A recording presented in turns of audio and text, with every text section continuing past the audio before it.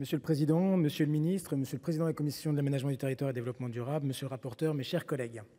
Le terme de PFAS recouvre un grand nombre de substances d'une même famille ayant des caractéristiques communes, notamment une très grande persistance qui rend leur dégradation difficile.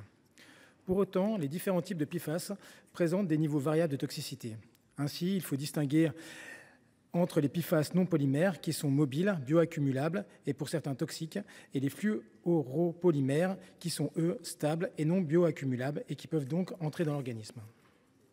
La toxicité des PFAS non polymères est connue depuis plusieurs années, ce qui a conduit à une limitation de leurs usages au niveau européen via le règlement REACH. En revanche, en ce qui concerne les fluoropolymères, ils sont considérés comme peu préoccupants par l'OCDE, qui estime qu'ils ont des impacts insignifiants sur la santé et l'environnement. Ces PFAS ne font donc pour l'instant pas l'objet d'une régulation particulière.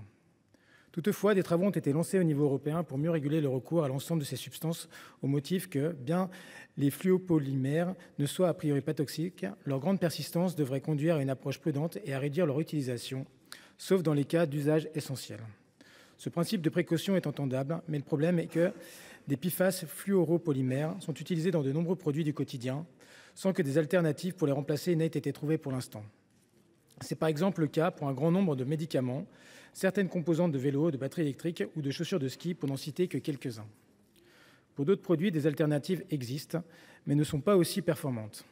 Des années de recherche et développement seront donc encore nécessaires avant que ne soient trouvées des alternatives viables. C'est pourquoi, dans l'attente de l'émergence d'alternatives, il m'apparaît nécessaire d'adopter une position pragmatique et d'effectivement limiter au maximum l'utilisation des PFAS, là où cela est possible, mais de laisser aux industriels la possibilité d'y recourir lorsqu'ils n'ont pas d'autres solutions techniques. Ceci pour éviter d'amplifier la désindustrialisation que nous connaissons. En effet, interdire l'ensemble des PFAS dans l'ensemble des secteurs conduira nécessairement à des délocalisations et laissera notre marché à la merci de pays aux réglementations bien moins qualitatives que les nôtres. Nous mettrions alors en danger notre tissu industriel qui s'est déjà réduit à peau de chagrin ces dernières années. Certains pays sont d'ailleurs en train de réaliser leurs erreurs et de revenir sur leur volonté d'interdire l'ensemble des PFAS. C'est par exemple le cas de l'Allemagne.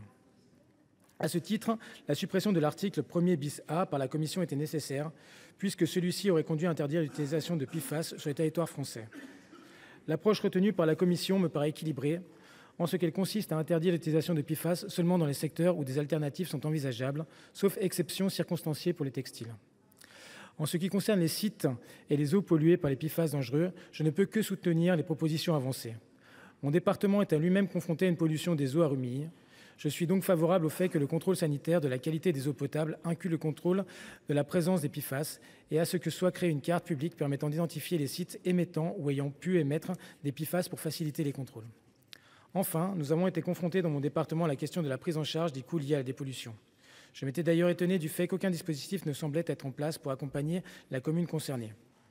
Je soutiens donc la création d'une redevance assise sur les rejets de PFAS dans l'eau qui permettra de financer une partie de cette dépollution. De même, la mise en place d'un plan gouvernemental pour son financement est essentielle et je remercie donc la Commission d'avoir enrichi le texte d'un tel plan d'action. Au regard de l'ensemble de ces éléments et de l'apparent équilibre du texte entre protection de la santé, de l'environnement et maintien de notre souveraineté industrielle, je voterai en faveur de ce texte. Je vous remercie.